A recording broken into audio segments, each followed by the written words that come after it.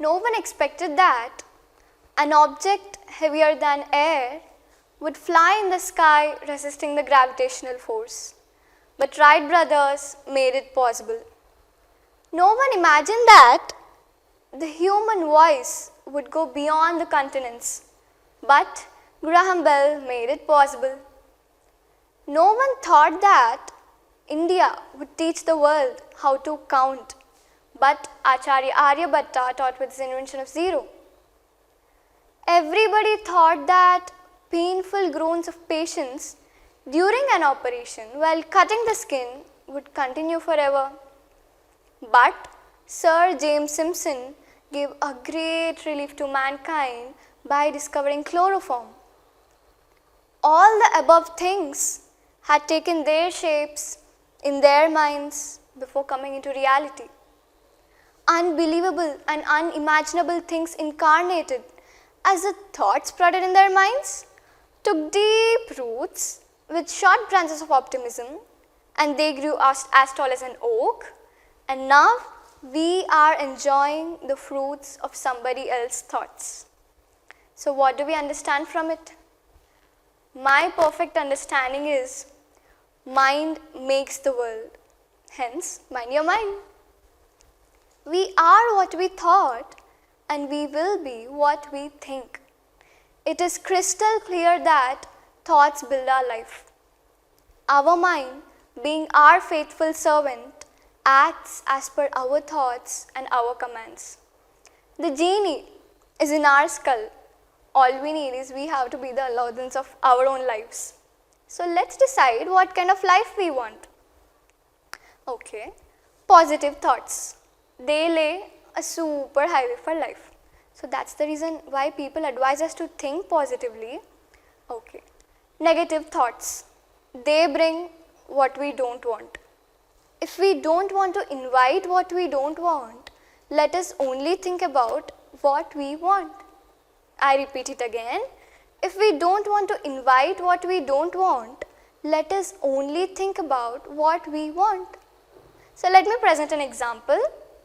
Now this coronavirus is literally ruling the world, made us kneel down before it, people lost their jobs, world's economic conditions are pathetic, business kingdoms lost to this small coronavirus, and the lives of the men are at the mercy of this lifeless coronavirus. World citizens' economic conditions are pathetic. Everywhere we go, there is a pessimistic environment. So, what are you doing? Are you a faithful listener to all these pathetic tales of the people? If you are so, you are committing a blunder. Recession or depression is not going to collapse you if you have stubborn optimism. If you think, I am strong, my finances are strong during this recession, definitely you will be strong. If you think, in spite of this recession, I am going to do well, definitely you will do well. Your finances is nothing to do with your recession. Don't listen to the people who always talk about problems. Let your mind be untouched to all the pessimistic talks of others. Your billionaire is in your mind even during the recession. I emphasize again, your billionaire is in your mind even during the recession. Visualize that you are the richest. Please remember, you will become what you think. If you always think about recession and financial difficulties, definitely you will remain Kuchela. Your mind is your Lord Krishna who is going to give you the riches. Take shelter under the optimistic rooms of your mind. If you always think about recession and financial difficulties, definitely you will be poor. Definitely you will be in the pools of poverty. Don't get affected by others' pessimistic talks.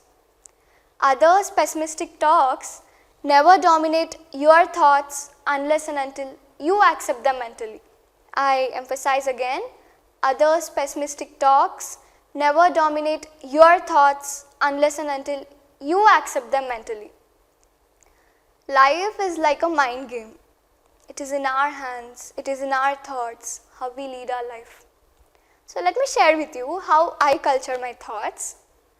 I personally feel that my thoughts are the raw materials for my glorious life.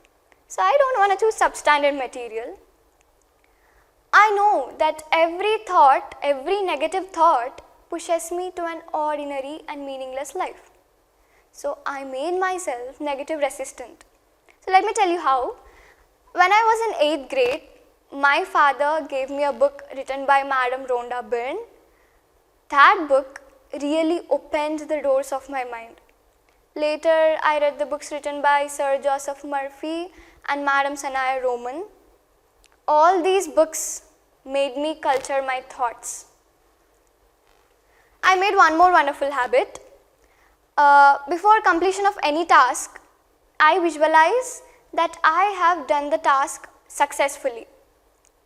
So I do it before starting the task, and I tune my mind and put all the desired efforts.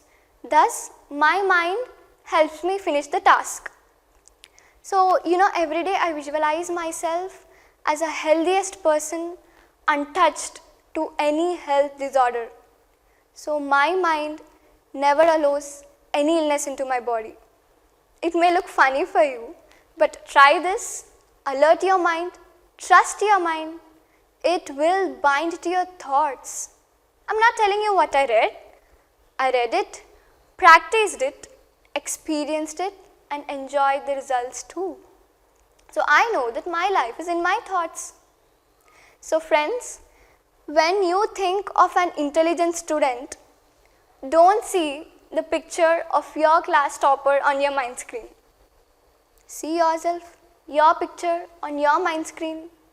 When your mind believes and fixes that you are intelligent, automatically your work culture changes, your memory boosts, and your performance will definitely go beyond your class topper.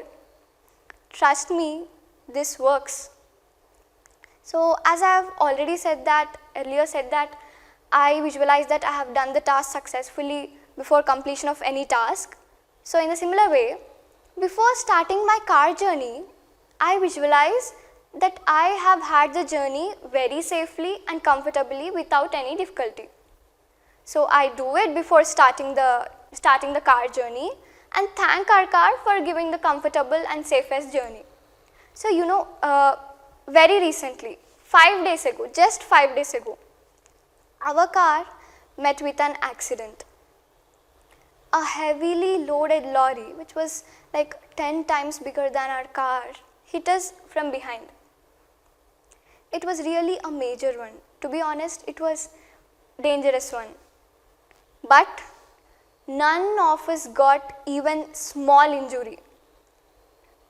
So that is the power of your thoughts. You will become there what you think. As I have visualized that nothing happens to me and I will be safe in my car journey, that came into reality. So I am the leader of Paramita TEDx Club and host and curator of TEDx Paramita High School and host of TED Circles. I am the youngest 13-year-old curator among many adults across the world. So I also study in Paramita IIT Foundation.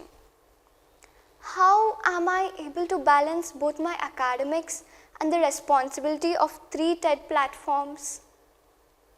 I mentally fixed that I can do. I have been almost balancing for 2 years. So friends, it's all about our mind game.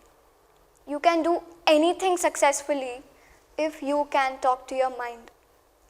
Hope every one of you will mind your mind, think richly, and enjoy this gifted life. Thank you.